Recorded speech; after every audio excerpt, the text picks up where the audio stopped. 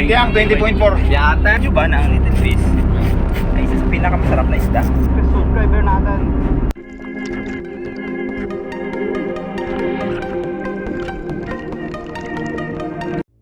So, spear gun loaded. Let's go. So, ito guys yung continue ng previous video natin sa Gakotov Island. At ito na rin yung last episode natin sa islang ito. Kaya tara, samahan nyo ako ulit sa dive ngayong araw na ito. So, bali morning dive tayo dito. So, dito sa unang drop natin, hindi natin makita dito yung mga bait or yung dalagang bukid. Kahit yung mga maliliit na unicorn, yung palaging nauuna sa atin pag nakapwesto na lumapit.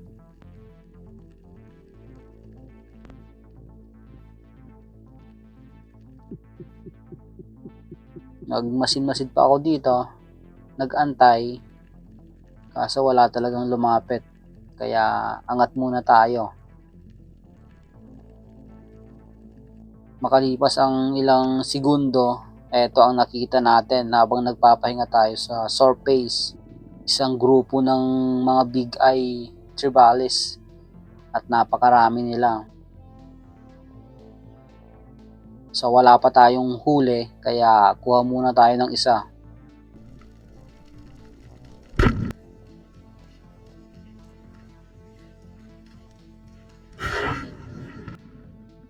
At boot na lang na spine shot natin. Hindi masyadong nabulabog yung karamihan at eto umikot pa sa atin.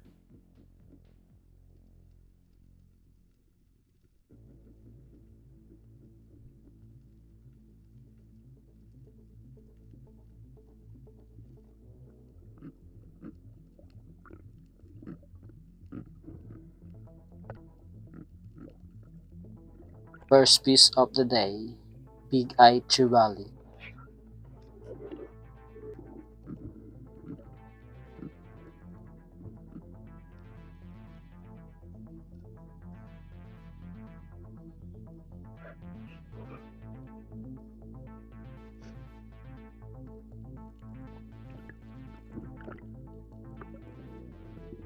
A couple of minutes ang nakalipas na rin. Ito yung pangalawang isda natin ngayong araw na ito dito sa dive na to.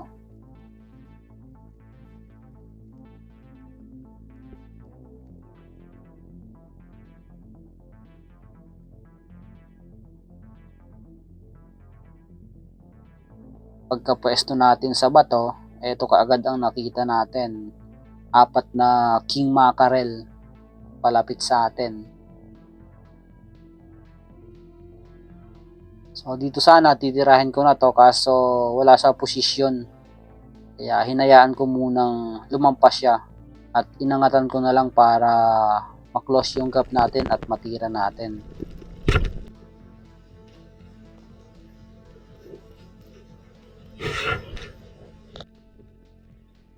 At napakaganda naman yung pagkatama natin dun sa isda.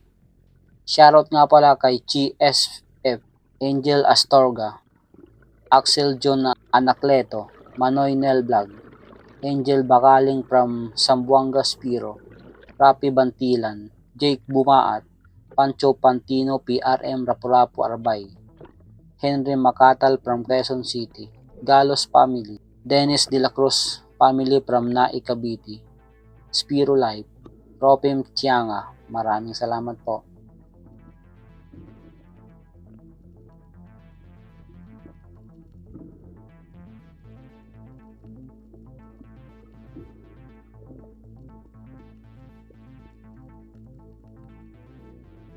At eto lumalaban pa itong King Mac na to.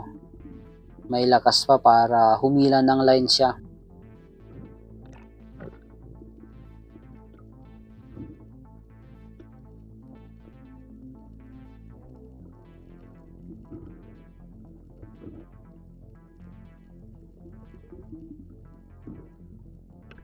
Pagkalapit natin dun sa isda, napakaganda naman yung tama niya.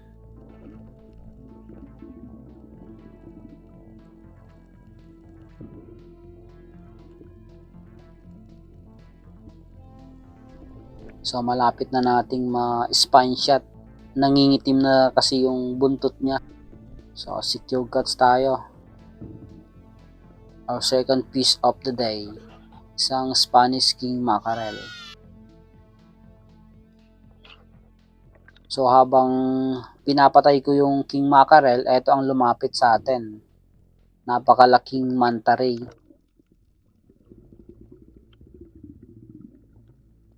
Wow.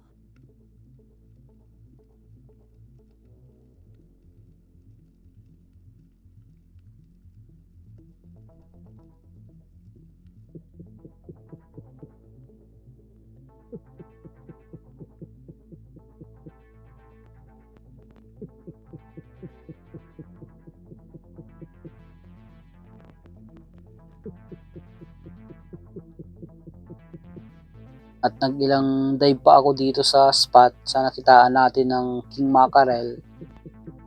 Kaso wala na talagang nagpakita. Kaya eto na yung last dive natin ngayong araw na ito. Ang dami na sana ditong bait. Kaso wala nang naghahunt. Kaya umuwi na rin ako pagkatapos na ito. Okay guys, umahon na tayo. 9:20 na. Pagod na rin sa pag-dive. So okay naman, blessing naman yung dive ngayong umaga. Okay din itong huli natin. Isang good size na King Mac. Saka itong Big Eye Trevally. 2 piraso. Good na rin to. Pandagdag sa huli natin nung kahapon, kagabi. Nahuli natin yung mamsa. So pahinga lang muna ako, tapos siguro magda-dive pa. Kasi mamaya pa siguro kami makakauwi. Kasi medyo lumakas yung alon. So sa gitna niyan, medyo malakas yan. Kaya baka magpapakalma muna kami bago umuwi.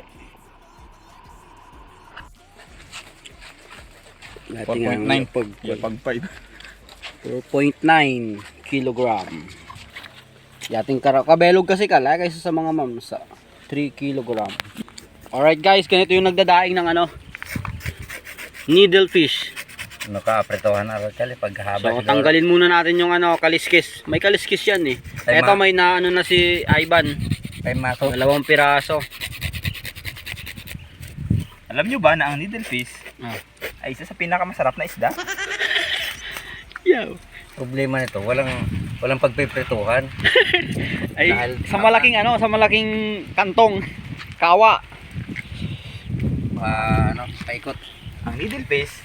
So eto, ganito yung pagsimula ng pagbiak sa taas. Ganito ang pag-opera ng cesarean. Titingnan natin. Emote lang sa needlefish ng Napakagaling yan eh. Napagaling na bata to eh. Pero parang nahihirapan na siya eh. Magaling sa lahat ng bagay. Oo, magaling yan. Marami tong alam eh. Sa sobrang dami, hindi na alam yung iba. So, eto, mayroon tayong alaga dito sa Kaya yung anak na talaga galing si Paring. Kung dapat ka na reporter at JMA. Natanggal yan ako. Pirmirang absent. So, eto na. Kalabanay si Mike Imre. Ay dati ba naman teacher ng mamama na? Nagtuturo yan. Tuturo tumangin sa kung paano grangoy. Yeah. So guys, ganyan yan. Tapos Taas dito, sa ulo na. Sa ulo. Medyo matigas itong sa uluhan ng needlefish. sa ulo matigas yan. Matigas. Tumitigas ang ulo. Yan ang magandang prituhin ng pahaba nga Tapos butang rito sa lamesa pahaba gihapon. Bilog gihapon, buo pa po to. Oo. Iperting makaon. Anong isa Grabe ka. Pagkaba. Ano na Sing dakaler. butang itong mga yaw binuntok yaw. Kita niya. Bibiglat na eh mo. So pinutol yung Mari ka to. Yung uso ng yung matulis. At yun na. Tapos na. Ganun lang kasimple pagdaing ng yung mga lamang loob. biyanawag. pagkain sa Tanggalin yung mga lamang loob. Pakain natin sa mga alaga. Yan na lang sa duckling. Sa duckling, huwag lang yung aso. Pop. Yun! Naku. Pre, napakahuda. Yung makali. Ayag ka huda. Nakmagtropa kita. Tuloy na, makagagawan rin ka. Okay. Ganun lang. Puta ka kumbit yan. Simple lang na pagdaing. Bibigyan mo kami ng marami itlog ha. Alright. Alright. Ulam namin ngayong tanghali.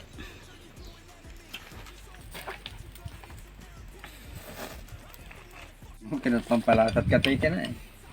Okay. Kakain na kami. Kumain na kayo dyan. Kakain na kami dito. Sus, pagkataba. Kataba na, oo. Grabe nga eh, basta silo.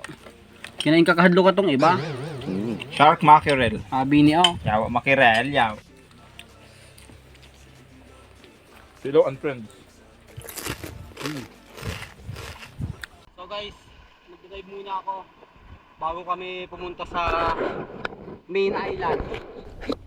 Mga 2 oras siguro. 4 ang alis namin dito kasi medyo malakas pa yung alon. Kaya dive muna tayo bago umalis. Mga 2 hours na dive. Pwede na yun, baka makaisa pa tayo. Okay, load muna natin yung spear gun natin habang papunta tayo sa spot.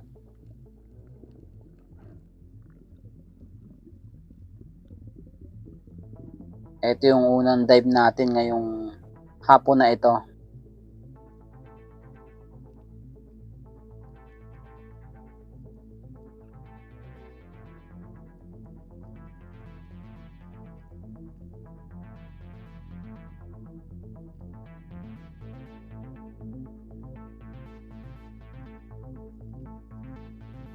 Nagpakita kagad sa atin ang mga dalagang bukid at yung mga malilit na unicorn. A good sign to na may mga nakapaligid ditong malalaki or may naghunt sa kanila pag mga ganito yung galawan.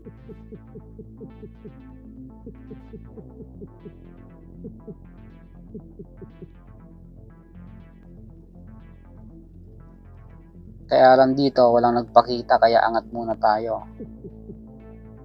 After ilang hours nating pagda-dive, habang nagpapahinga tayo dito sa surface, eto ang dumaan sa atin. Isang napakalaking giant trevally. Kaya sumisid kaagad ako.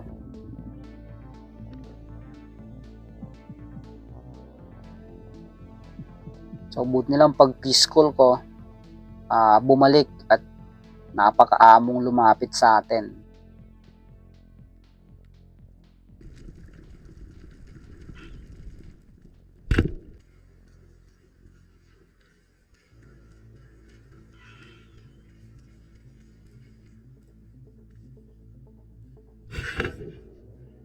So dito, akala ko na spine shot na natin.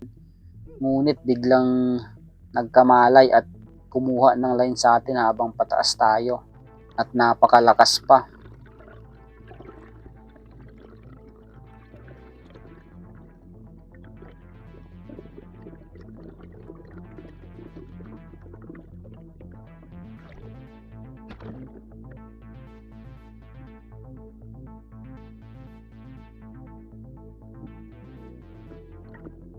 Makalipas ang ilang minuto at eto malapit na nating ma-secured itong huli natin. Isang napakalaking giant trevally.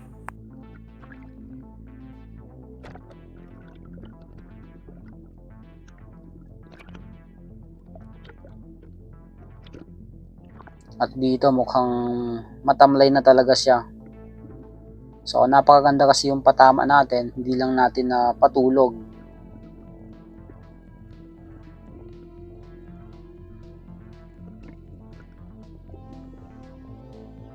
Eto, secured cuts na tayo.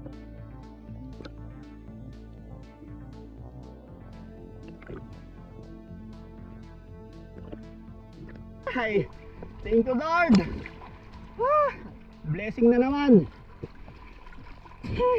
Akala ko hindi na, nakita ko lang to sa nagdaan, tapos sinisiran ko, in-school ko, bumalik naman. Ang amo.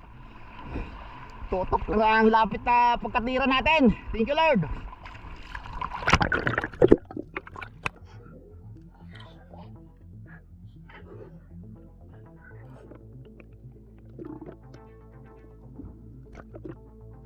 At tamang-tama naman yung pagpunta ni Ivan para sunduin na tayo at kumalma daw yung alon at pwede nang magbiyahe sa main island.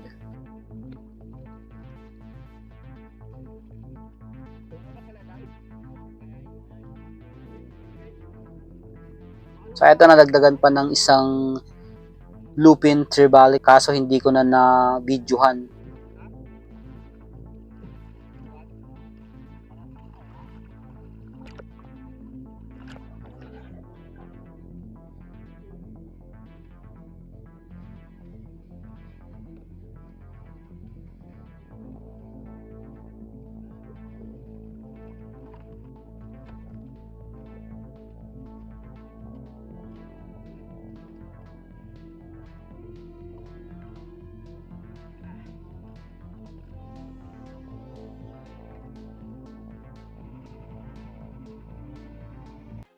So itong isdang to is yung nahuli natin kahapon.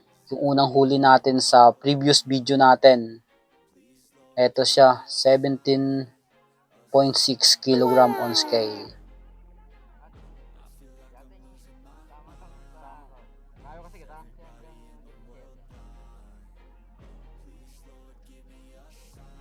At eto si Uncle Herson ang bumili ng isdang ito. Okay, si Uncle daw, subscriber natin. Palagi nanonood ng mga video natin. Alright. Tara, let's go. Right. Hanggang sa muli. Gakot Island.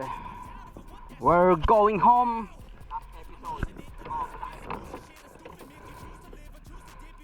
So, ito yung ano natin. Pekonan.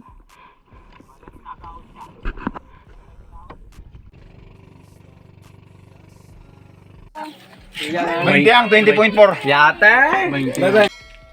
Ito yung timbang ng huli nating GT na napakalaki. 20 kg on scale.